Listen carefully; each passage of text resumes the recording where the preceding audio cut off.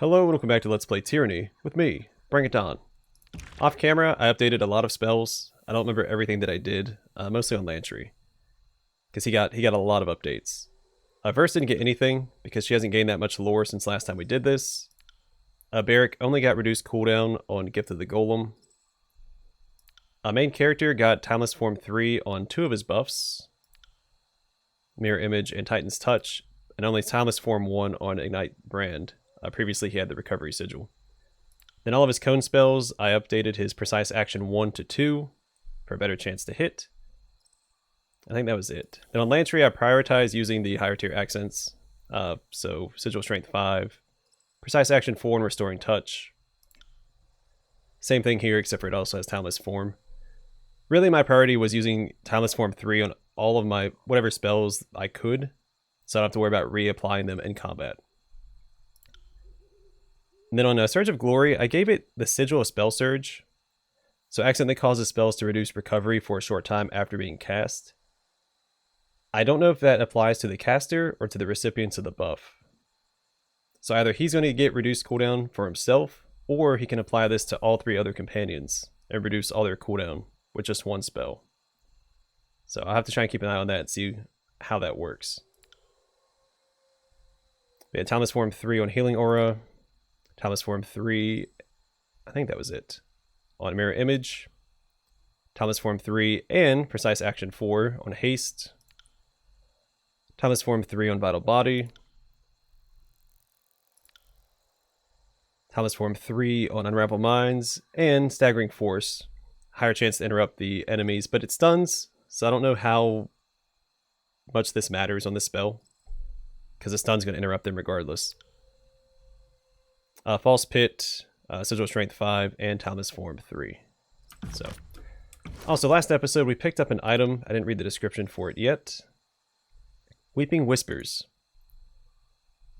So edge defense when crit, foe target versus endurance, bleeding for 11.5 seconds. Just applies a bleed. Alright, the Quick and the Dead. A blast of baleful energy, thick with Verse's hatred for those who killed her sisters, erupts from the wearer, scalding those nearby and sapping their strength. As it hastens, sorry, another typo, the movements for the one who bears these gloves. This effect scales with Weeping Whisper's renown. 3 Whispers never went anywhere truly unarmed. These gauntlets may include only 6 upper mini blades, but they are perhaps the most commonly bloodied. The apparently decorative shards that jut from the sides of these bracers are reinforced by long iron bands hidden within the layered leather, allowing a practiced wearer to turn them to both attack and defense. So we'll give these to Verse. Hey, this looks fun. She loses 1 finesse, but I think it's worthwhile for an artifact piece of equipment. Also, I was looking at her stances, because I still have her on dodge stance, because that's what I've had her on since the beginning, because I didn't want to die early in the game, but now I'm not worried about it. So we're going to go with a more aggressive stance. I'm going to swap her to Seeking Sheath. And I also noticed that all of her stances are named after her sisters who were killed, which I think plays into the conversation we had with her crow flies earlier in the game, where she said her sisters were in her head, and we had the option of saying, oh, maybe you like the voices of Nerat, and she didn't like that one bit. But I think that's relevant to her her story. Anyway, River's Break. A small farmstead located near a fork in a small river. Far from the trade routes through the valley, Essa tailored this holding for self-sustainability rather than any attempt to engage in agricultural trade.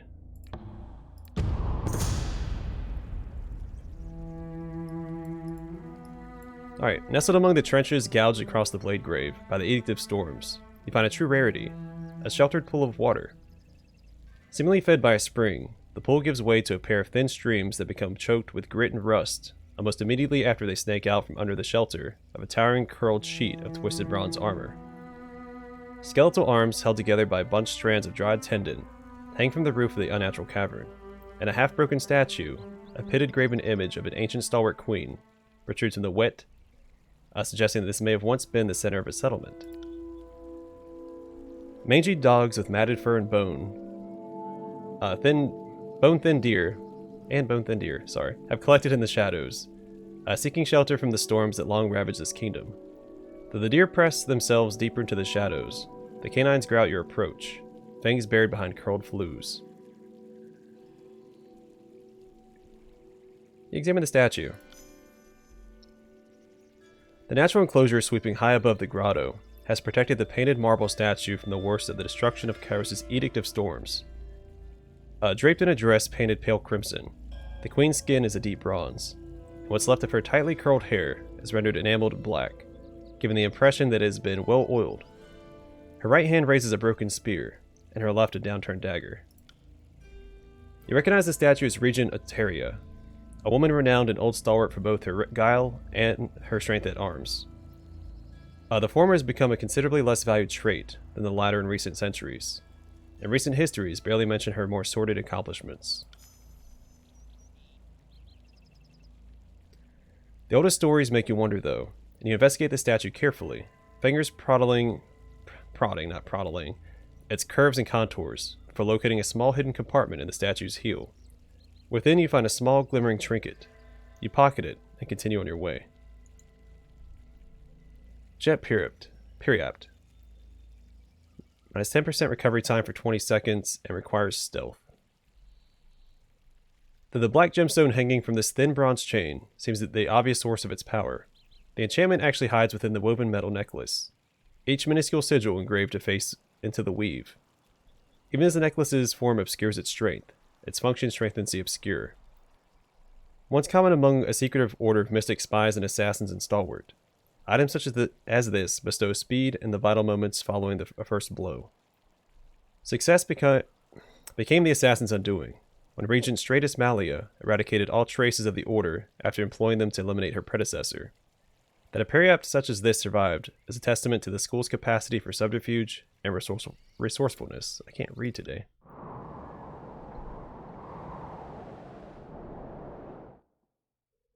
That'd be really good on Kills in Shadow, because she can go invisible basically at will in combat. Where most of us have to do it before combat.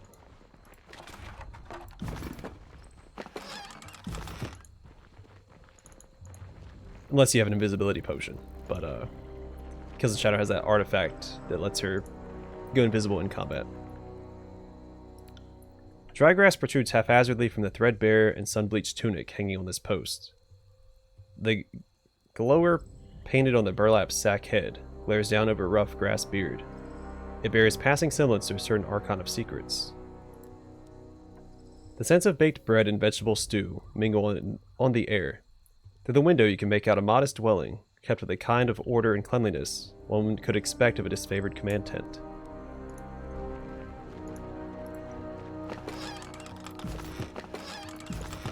Sorry, I can't. An older woman tends to a small but verdant patch of farm. Plump gourds and vegetables of vine and root vie for soil and light with the fig tree, its branches drooping with what passes for abundance in the tears. The farmer notices your approach and takes up her shovel as if it were a spear, favoring her left arm with a wince. Careful, stranger. I'm no easy mark, and have little worth your time or blood. A few errant strands of thick gray hair, loose from the band that tames the rest, frame her deeply lined face. She may be old enough to be my mother, but she holds herself like a warrior trained. Who are you? I'm the woman who tills this soil, mends these walls, and protects them with her blood. I'm supposed to be here. You're the ones who should be announcing themselves. She points the shovel's edge at you. Feisty. I like this old coot. Verse grins. Girl, this old coot has split skulls twice as thick as yours. Good hearing, too. Nice farm. Thank you for the kindness. Were shared with my husband before he died. Not much to look at, but he kept the family fed. The woman's lips tighten. Compliments ain't answers, though. Ask again. What brings you here? She jabs slightly with the shovel. We seek Clea. Clea? Clea was my youngest. Why are you asking after her? She lowers the shovel slightly, her eyes widening slightly at the name. Was. Crap. Don't tell me we're too late. I'll have you keep a civil tongue in your head, girl, while you're on my land. She jabs her shovel in Verse's direction, as if she could seal the Fury's mouth with it. Sorry, ma'am. Verse blinks in surprise at her own words. To Verse. You okay? Yeah, I'm fine. What happened to Clea? She narrows her eyes, her fingers tightening protectively around this shovel. First things first. Call me Essa, daughter of Asperia. And this is my homestead, granted me by Queen Vendrian Atlanta in honor of my service. She swings the shovel's head to encompass the small plastered house and the abutting field. That's an introduction. You got one to match? She points the shovel back towards you. I'm Donald, Fatebinder of Tunon the Adjudicator. Essa's blue eyes widen in recognition. You're the one who ascended the mountain spire. They say you hung a banner woven of golden light from the battlements. Wouldn't have believed a word of it if I hadn't seen the glow from here. She shakes her head. What does a Fatebinder want with the likes of me? I ain't broken the Overlord's laws. Essa crosses her arms.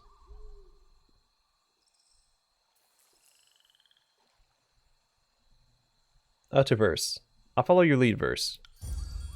I'm sorry, Essa, but Irissa has died. Verse frowns down at her scarred hands, then glances away. Irissa, dear girl. Dear, stupid, blind, foolish, arrogant girl. A sob racks her shrunken frame. How'd it happen? She died in stalwart, aiding the Unbroken against the forces of Kyros. It's my fault. I raised those girls on the romance of war, on tales of bloodying the bastard Tyr, and pushing back Azur. How was I to know your armies would come in their lifetimes, that the gates of judgment wouldn't hold, or that you'd stride into the Tyrs with a man of stone who could step clean over a curtain wall? Even girls like mine couldn't stand against Kyros. There ain't been nothing like that Northern Shadow before, able to crush mountains and call earthquakes from a scrap of vellum. There ain't no fighting that, I told them. They didn't listen, darn them. Of all the darn fool things I told them, the only thing they didn't hear was what mattered. She shudders out a sigh.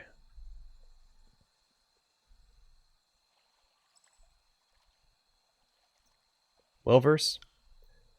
A mercenary out of Lethian's Crossing, by the name of Crocus, pointed us toward Irissa. He painted her a much more vicious killer than you have. Crocus? I ain't never heard the name. She pauses, recognition flickering behind her wet eyes. Bald bearded man? Skin the color of bronze and thick as a beastman? I know him by a different name. Right lazy bastard by my reckoning. Only thing he put much effort into was lying his way into a meal and a thong of rings. What justice is there if a man like him lives while my Irissas met the void? There's justice. It was slow and terrible. Verse cracks her knuckles. Aye, there's some comfort there. What do you know about Catorius? The sage was an older gentleman, smarter than most, like he had the whole Vellum Citadel bouncing around in his head. A tad off in what way magicians so often are. Eyes as hungry as a flame.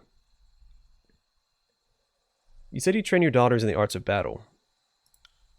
Aye, their father were a good man, but more suited to farm work than war. She looks up sharply. If you're looking for someone to blame, I'd be that person. I trained them up, taught them the falx, the javelin, and the spear and shield. And they use that knowledge against your precious archons and their armies. Hey Essa, maybe you'd like to shut the heck up now. Verse's lower lip twitches. What do you teach them about the Overlord? That there's never been a graver threat to all of Taratus. That Kyros represents the worst of the powers of man or woman. That such an evil must be resisted at all costs, by any means necessary. What? That directly contradicts what you said before. I changed my tune in my older, softer years. But as they growed up, I poisoned them against Kyros as thoroughly as if I carved it upon their hearts. Use all this food yourself, or have you sold it to other people in the well? I sold some. For rings and without a Kyros darn license, too. So you admit to violating Kyros' laws in front of a chronicler. Well, young lady, this is going in the permanent record. Hey, geriatric voyeur, you ever considered shutting your flapping gums? Verse rubs her brow. Anything else you want to tell me, Essa? Naming a child for Kyros is a capital offense, ain't it? I imagine naming a pig for Kyros ain't no better. Care to meet Kyros the Overpig? He's around back. You see what's happening here, don't you, Binder? Verse sighs, her shoulders sagging. I've come to a decision in this matter. What matter? There's no matter here, Binder. Please tell me you're not going through with this.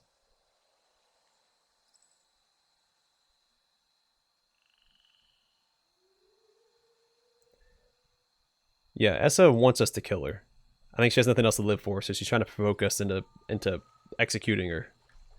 So I'm gonna let Verse do this. This is your dance verse. Pick the tune. A quiet scraping sound issues from Maric as he watches wordlessly. Really? Verse takes a step back, blinking rapidly. Considering her options, Verse sheathes her weapon and nods. We came here because Arissa. She killed one of my sisters.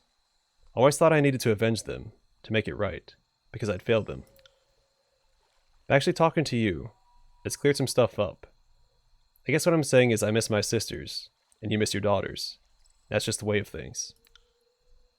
Essa nods numbly, turns, and shuffles toward her squat farmhouse.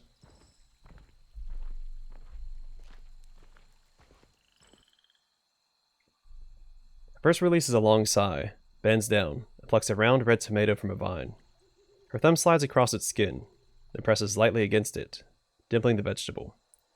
She tosses it from hand to hand, and turns to you. That's some uncharacteristic hesitation on your part. I didn't realize you knew me so well as to say what is and isn't like me. She smirks, and shakes her head. I enjoy killing, Fatebinder. Doesn't mean I think everyone deserves to die. Arissa and Clea are dead. What does that mean for your sisters? I'm sure Whispers would have something clever to say about frustrated ambitions. Verse shakes her head and chuckles darkly. You ever have a friend who almost never speaks? But then every once in a while she slips in the perfect word at the perfect time, and it's the only thing you remember. That was 3 Whispers. She was our wiry, flickering shadow with hair like crow's feathers. Preferred close-up work. That was her name, her 3 knives and the sound of air from a punctured lung. It's hard to remember stories about her because she never drew attention. And yet... Her old favorite. That I remember. She'd trick a soldier into gutting his own comrade, then open his throat while he was in shock. Beautiful move, and I saw her dance it a dozen times. Whispers knew her histories and letters, knew borders and houses and heraldry. Even knew a few sigils and kept us from bleeding out more than once. She runs a hand over her feathers. Whispers and me, we were more than sisters sometimes. Not often, and nothing holding. But yeah, she read a body as easy as a scroll. Sounds nice. Was nice. Let's go. Let's.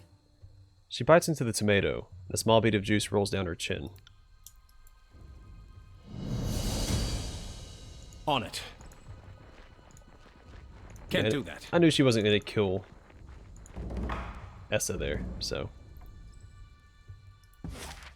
Alright, now we go to Effigy. Wherever it's at. Well, first... Yeah, it's Effigy.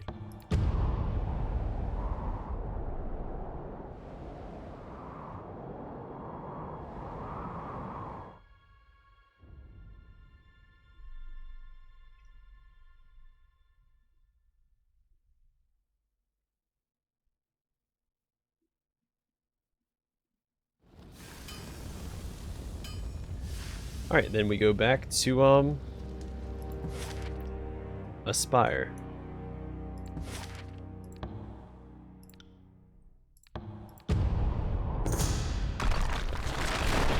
You journey across the blackened, scalded earth of the contested lands is interrupted as the stones beneath your feet tremble.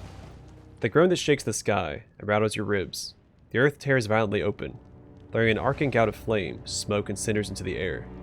The pyrotechnic arc collapses as quickly as it arose, spraying sparks across the stone as it crashes to the ground. You find yourself separated from your destination by a wide and curving band of slowly flowing lava.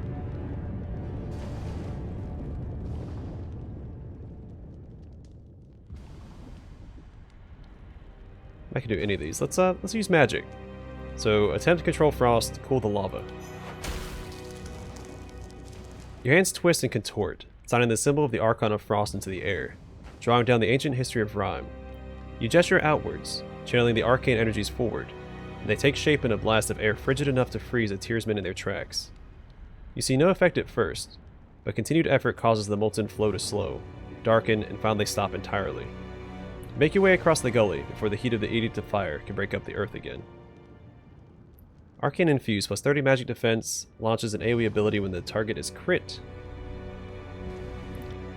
Neat.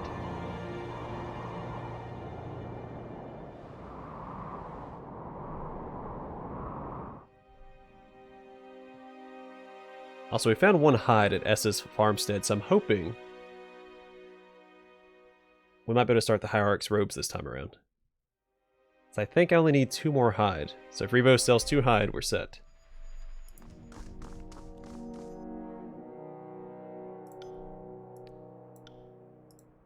Well, that's 2, so we should have 10.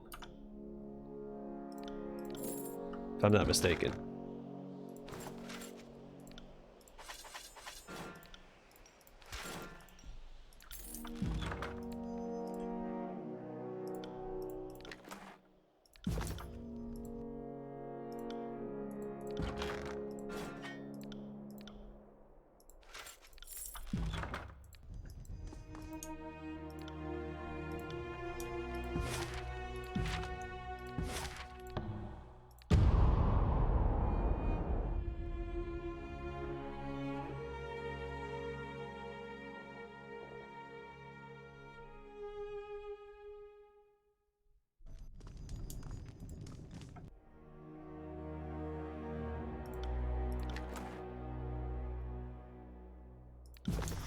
Take a look at Crashing Thunder after this. Let's forge the Hierarch's robes, right? Perfect. Alright, Crashing Thunder, better DPS, better accuracy, worse armor penetration. And I don't think the effect is as good, because it depends on getting crits. Where this just gives me 100% reduced recovery on a kill. So I still think Mercy is better. But this also looks really cool, so it's a toss-up. We'll hold on to both.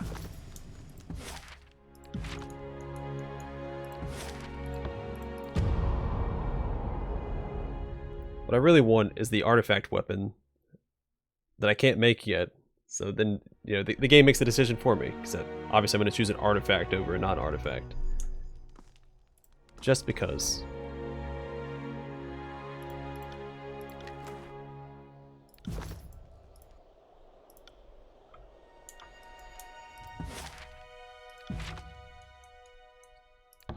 Alright, back to Effigy.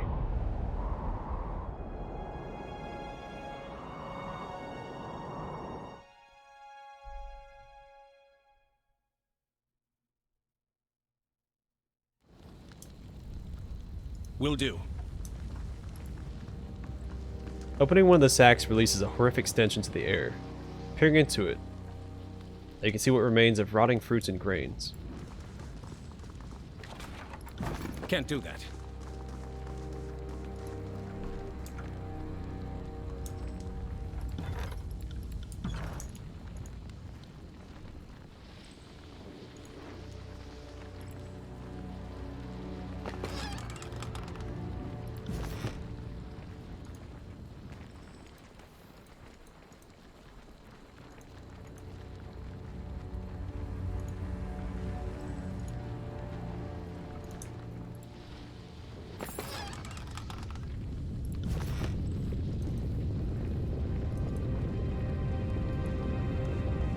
Alright, so Maric is in a little bit of trouble here. He's bound at the stake. Let's start with the Kalia back here.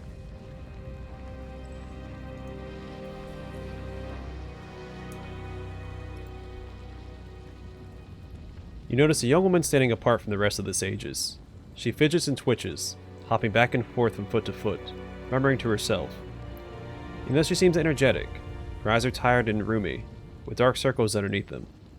She leans against the wall, bouncing up and down on the balls of her feet.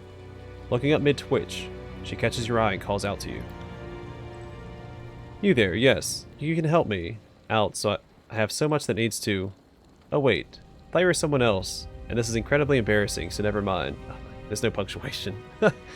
Because you're not who I thought you were, so you can't help me, and it would be a waste for me to ask you everything only to find out you can't help me, because I know you can't help me, because you're not the person I was looking for. So thanks for listening, but I need to keep doing my research now, so I'll go over here. Jeez, okay. She bounces and twitches a few feet away, and leans against the wall again, muttering to herself. Alright, Renata? As you approach, you see a stern-faced woman having a heated discussion with a frightened young man. She holds a piece of paper in her hand, and punctuates every few words with a pointed tap on the sheet. The young man turns bright red, and takes 2 shuffling steps backward, his eyes casting about for help from the group, but no one gathered will meet his gaze. Finally, the woman throws the paper at him and says dismissively, "We're done here."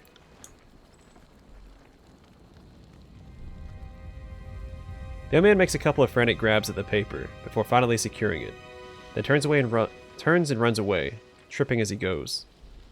The woman squeezes her eyes closed, sighs, and puts the palm of her hand against her forehead, working it around in small circles. She takes another deep breath and then turns to face you. She gives you a half bow, her face stoic and her voice flat. Fatebinder. The last thing I expected here was a representative of the disfavored. My name is Renata. We're not properly prepared to receive you, as we have recently taken a prisoner, and he has proven to be quite the handful. She puts a hand to her head again, as if to emphasize her consternation. I have the feeling you're probably here to speak of just such matters. What business do you have with the sages? I've come in search of someone named Maric. I've learned that he may be here. Renata smiles and points south, toward a house with a sage and beastman standing in front of it. He's here all right. He's our captive, and he isn't going anywhere. I would like to talk to your prisoner. Renata folds her arms and looks at you incredulously. Well, considering he was probably sent to finish a job the edict started, which would mean you're probably here to check up on him, why would I ever let you do that? I just want to see him briefly. He might be more inclined to talk to me. Absolutely not. Last thing I need is you two colluding against me. Now, I'm incredibly busy and have work to do, so leave me be. We're not criminals, Sage. Whatever else you might think, we're the ones in the right here, and you are simply an obstruction to be moved aside. By force, if need be. She scrutinizes Barrick with a mixed expression. Easy for you to say when you stand as tall as the library stacks. Come down to my level if you want to pick a fight, you great Iron Spire. Ash has commanded me to speak with Maric. You're standing in the way of Kyros' forces. And I have a scattered group to collect and lead. Everyone has hardships, and I really don't care to hear about yours. Kyros has done enough damage. I'll not allow it to continue while I am here. You can bluster all you want. You will not be speaking to the prisoner.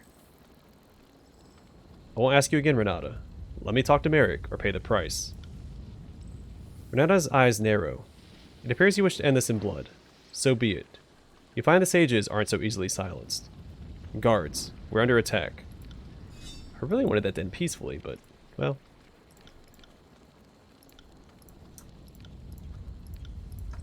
I guess this also counts as a form of diplomacy.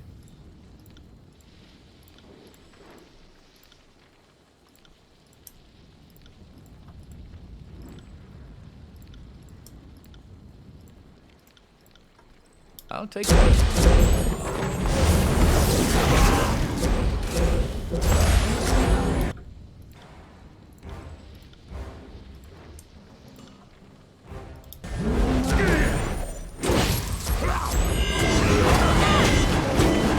Everything burns.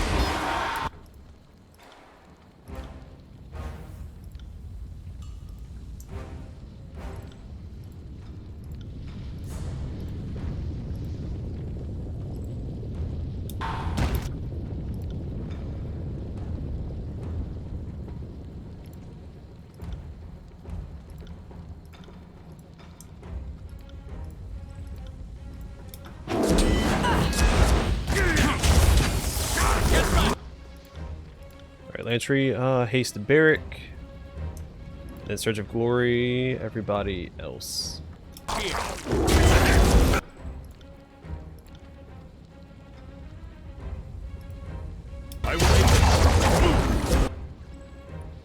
Verse, you come over here and use Sweeping Death. Barrick taunt these three, and then Striking Iron this guy.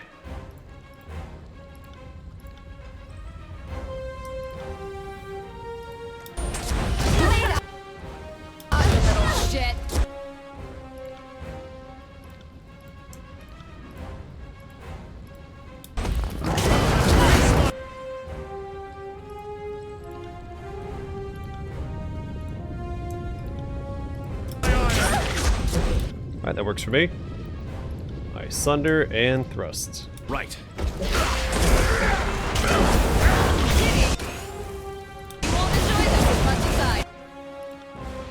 Alright, False Pit to these two. Do. To stay alive, and Barrick.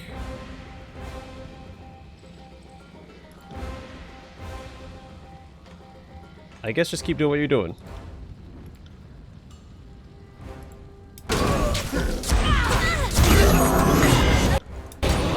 Whoops, didn't mean to do all that. Just wanted to move Lantry. Have him heal himself. Consider it done.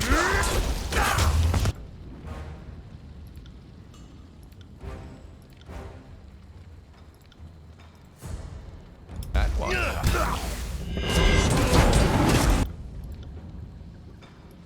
Don't go anywhere, Verse. I want you to pull another group by accident. Actually, this might be everybody, so never mind. Do whatever you want.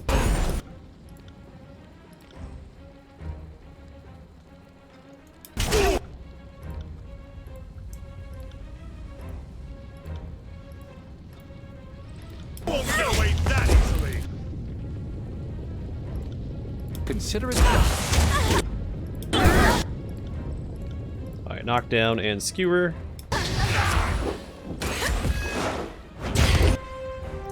Followed by Fury's Embrace. It will take more than that to break me.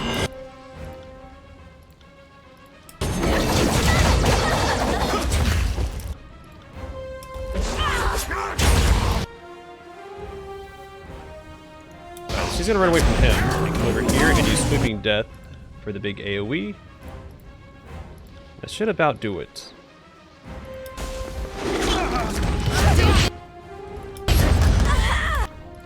Let's see, Sunder this guy. Oh, Thrust this guy instead. Come over here and Sunder this guy. I might die from bleeding before I get there.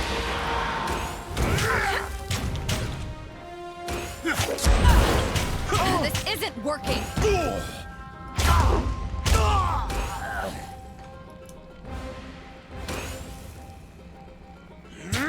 On it. All right.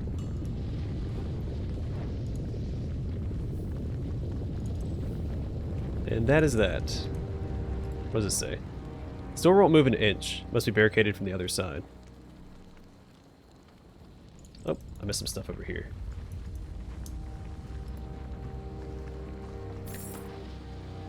Cow of Disbelief. Plus 10% magic defense. Someone handy with a sewing needle stitch incomprehensible arcane phrases into this fine fabric, which causes the scalp to tingle and hair to rise. How does that compare to,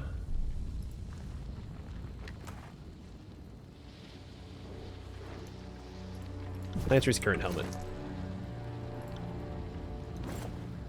Oh, that's right, I can summon a pig with this. I keep forgetting to do that. Right. Is it once per rest? Lantry, where you at, buddy?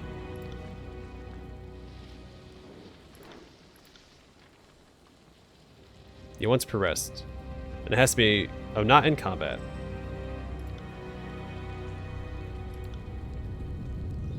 Right. Okay. Either way, I'm going to call it here. Next episode, we'll speak to Maric and continue with the Burning Library questline. Thanks for watching. I'll see you guys in the next one.